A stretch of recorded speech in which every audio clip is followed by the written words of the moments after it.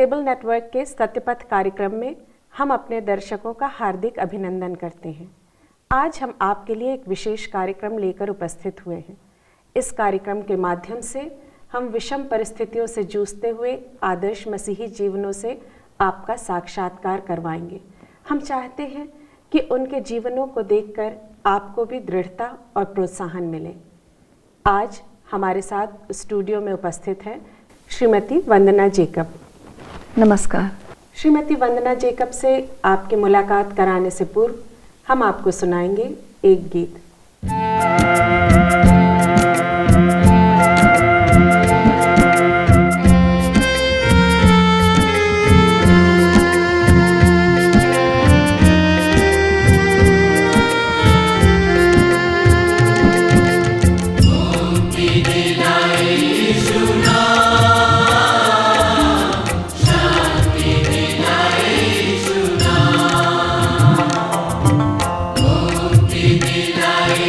Shuna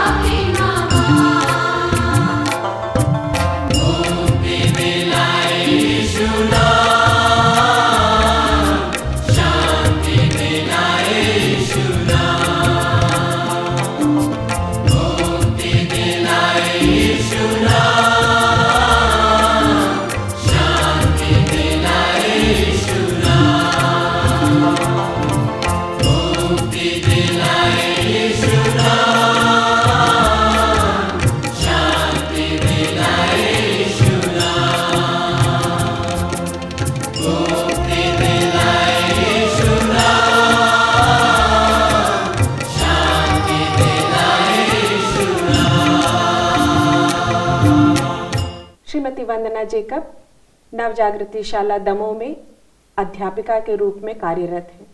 आपके पति Shri Sunny Jacob परमेश्वर के प्रति समर्पित युवा मसीही थे। आपने गीत संगीत के माध्यम से बहुत से लोगों को परमेश्वर के लिए जीता था, किंतु 17 अक्टूबर 1990 को 10.5 वर्ष पूर्व परिस्थितियां अचानक बदल गईं। श्री सनी जेकब अपनी टीम के साथ गुजरात जा रहे थे।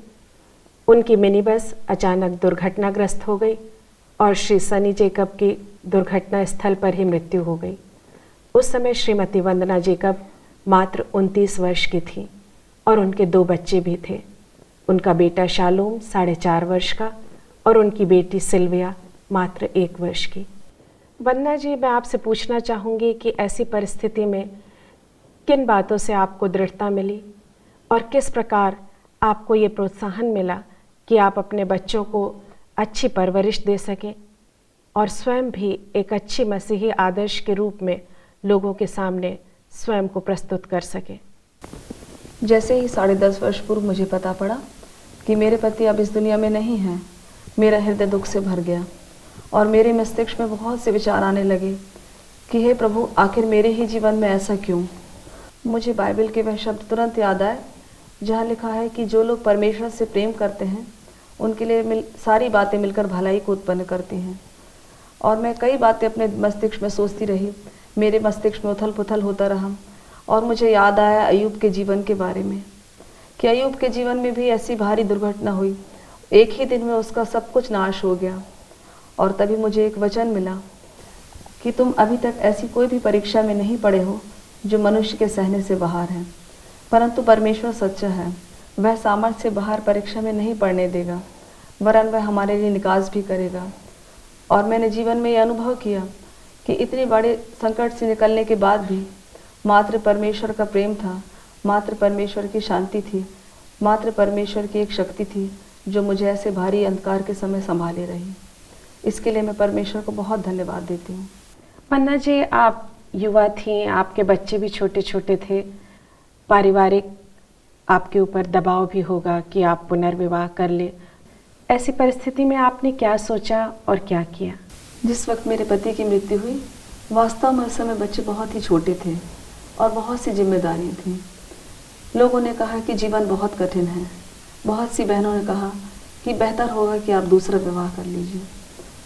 लेकिन मैंने सोचा कि यदि मैं किसी अन्य व्यक्ति के साथ अपना जीवन जोड़ती हूँ तो शायद ये मेरे लिए कठिन हो जाएगा।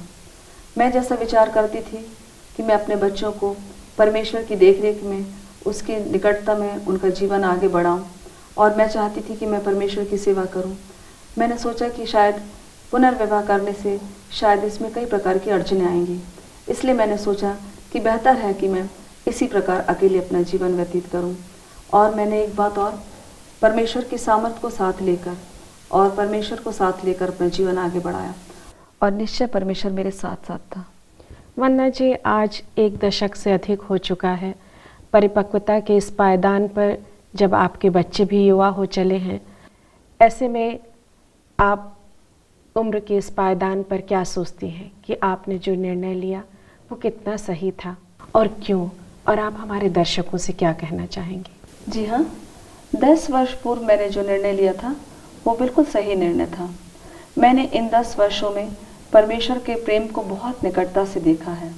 इन 10 वर्षों में मैं ये नहीं कहूँगी कि मेरा जीवन बहुत ही सरलता से बीतता गया, लेकिन जीवन में कई प्रकार के उतार चढ़ाव भी आए, कई प्रकार की समस्याएं भी आईं, कई प्रकार की आर्थिक समस्याएं भी आईं। कई बच्चे कई बार बीमार भी हो जाते थे। अकेले इस प्रकार जीवन बिताना वास्तव में कठिन था, लेकिन मैं अपने परमेश्वर पिता को धन्यवाद देती हूँ। मैं याद करती हूँ संडे स्कूल में मैंने जो भी वचन में से सीखा था, बहुत सी आयतों को मैंने बचपन में सीखा था कि चाहे मैं घोर अंधकार से भरी हुई तराई में होकर चलूँ तो भी हानि से न डरूंगा और परख कर देखूँ कि मैं यहोवा कैसा भला हूँ। वास्तव में इन पदों को जब मैं याद करती हूँ तो मेरा दिल धन्यवाद से भर जाता है कि हमारा प्रभु कितना सच्चा है, कितना प्रेमी है हमारा प्रभु। सचमुच में आज मैं यही कहूँगी कि चाहे हमारे जीवन में घोर अंधकार से भरी हुई तराई आए, चाहे कितनी ही दिक्कतें आएँ, चाहे किसी भी मार्ग से हमें गुजरना क्यों ना पड़े, लेकिन हमारा परमेश्वर हमें कभी नहीं छोड़ता है। जैसा उसने स्वयं कहा है कि मैं तुम्हें कभी नहीं छोड़ूंगा, कभी नहीं त्यागूंगा, मैं मृत्यु तक तुम्हारी अगुवाई करूंगा। सचमुच में मेरा परमेश्वर मेरे और मेरे बच्चों का परमेश्वर है। वो हमको कभी नहीं भूलता और हमारा परमेश्वर सदैव हमारे साथ रहता है। मित्रों, मैं आज आपसे यही बोलना चाहूँगी कि चाहे आपके जीवन में कितनी भी कठिन परिस्थिति क्यों ना आए, आप हमेशा अपनी सहायता के लिए परमेश्वर की ओर निहारें। निश्चय परमेश्वर आपकी सहायता करेगा। वंदना जी, हम आपका बहुत बहुत धन्यवाद करते हैं कि आज आप हमारे स्टूडियो में आए। हमें उम्मीद है कि हमारे दर्शक ज़रूर इस कार्यक्रम से प्रोत्साहित हुए होंगे। यदि उनके जीवन में कुछ इस तरह की घटनाएं घटी हैं तो परमेश्वर का वचन उन्हें सामर्थ और दृढ़ता प्रदान करेगा। हमें उम्मीद है कि यदि आज का कार्यक्रम आपको पसंद आया होगा तो आप हमसे अवश्य संपर्क करेंगे। धन्यवाद।